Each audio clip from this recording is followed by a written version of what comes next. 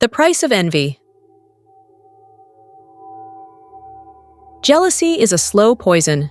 It starts as admiration, turns into resentment, and before you know it, you're capable of things you never imagined. This is the story of a friendship that turned into an obsession and the horrifying consequences of letting envy take control. Vanessa always had it all. The beauty, the charm, the love. It wasn't just luck. It was effortless for her. She walked into a room and people gravitated toward her. She spoke and the world listened. And I was always in the background, always second choice, always the one standing in her shadow. We had been best friends since childhood. I should have been happy for her, proud even. But every smile she flashed, every success she achieved, felt like a dagger in my chest. Why was she blessed with everything while I was left struggling?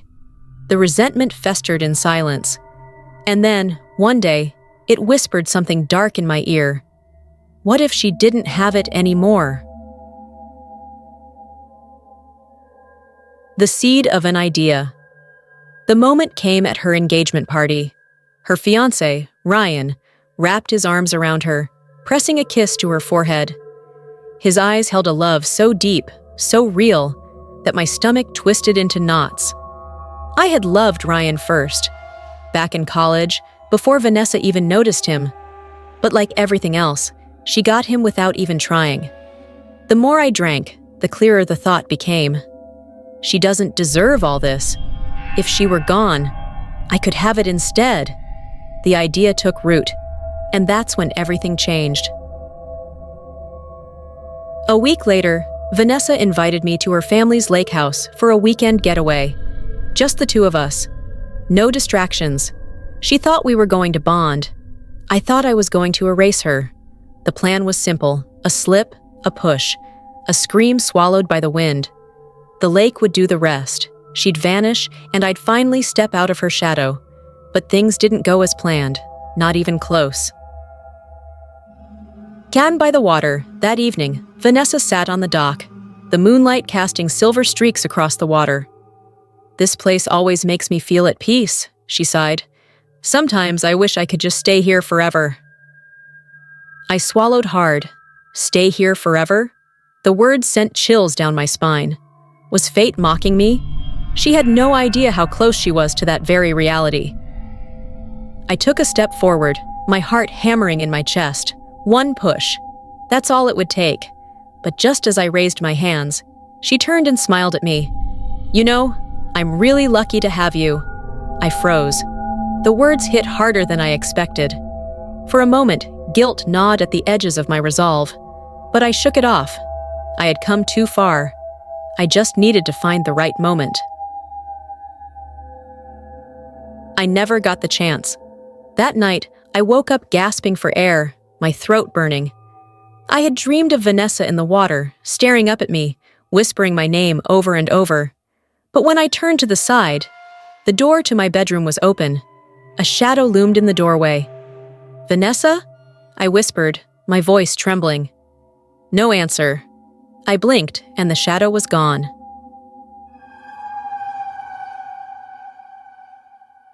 In the morning, Vanessa noticed my pale complexion. "You okay? You look like you've seen a ghost." I forced a laugh. "Just didn't sleep well." She handed me a cup of coffee, completely unaware of what had almost happened. The weight of it all hit me like a truck. I had come here to end her life, but instead, it felt like something had taken a piece of mine. And then the nightmares got worse. On back home, it started small. A voice, a whisper. My name carried through the wind. At first, I thought it was my imagination. But then things started moving. The mirror fogged up in my bathroom, and when I wiped it clean, 3 words were written there. "I see you." I stumbled back, heart racing. Someone was in my apartment. Vanessa started acting different too. She was distant, unreadable. And then she sent me a message out of nowhere. "I need to talk to you. I know everything." My blood ran cold. Did she know? How could she? I had to meet her. I had to figure out what she meant. When I arrived at her apartment, Vanessa was waiting. She didn't speak at first, just studied me, her gaze sharp and knowing. Then, in a hushed voice, she said, "I had a dream. About the lake. About you." My stomach twisted. She saw it. She knew. And yet, she wasn't angry. She was sad. "Why?" she whispered. I had no answer. Everything changed. That night, I felt it. Something lurking, watching. And when I turned in my bed, my breath caught in my throat.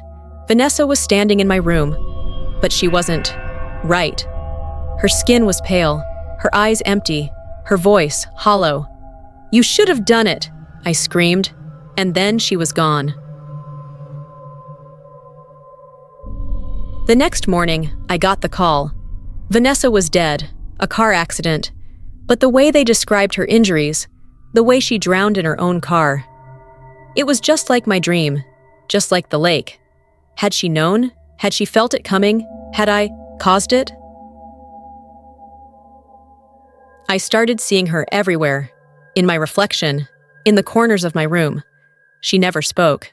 She just watched, waiting. One night, my phone buzzed. A message from Vanessa, but that was impossible. There were only 2 words. "Come outside." My hands trembled as I walked to the window, and there she was, standing in the rain, waiting. I ran outside, breathless, terrified. But when I reached her, she wasn't real. She was a shadow, a ghost of what I had almost done. And she whispered, "You wished for my life. Now you can have it." The world went dark. Or trapped. I woke up in Vanessa's bed. Her phone, her clothes, her life. But no one recognized me. When I looked in the mirror, I wasn't me anymore. I got what I wanted. I was Vanessa now. But she was in the shadows, watching, waiting. Because one day, she'd want her life back. And when that day comes, I'll be the one in the dark. If this story sent shivers down your spine, hit like and subscribe for more chilling psychological thrillers. Tell me in the comments, what's the scariest price you've ever paid for envy?